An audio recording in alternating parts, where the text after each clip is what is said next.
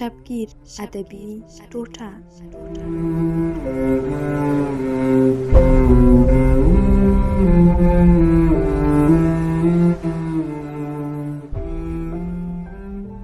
د درد اندازه زیاته وه، هر پر هر مې د وینې جامې اغوستې وې.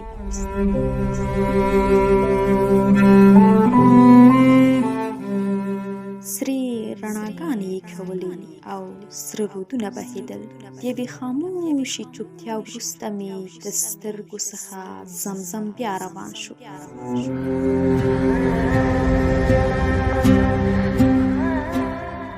ښکته مخلوق د زمزمو په اوبو تنده ماته کړه. دغه غمجنې سترګې یوه شېبه هم پټې نه شوې، د اور لمبې یې غورځولې.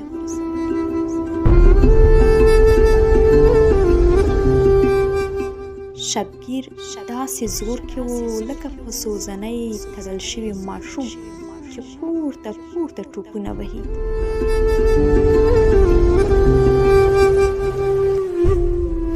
هو، د زړه درزا او په کوټه کې د ساعت د ستنې ټک ټک نوې ویره رابخله.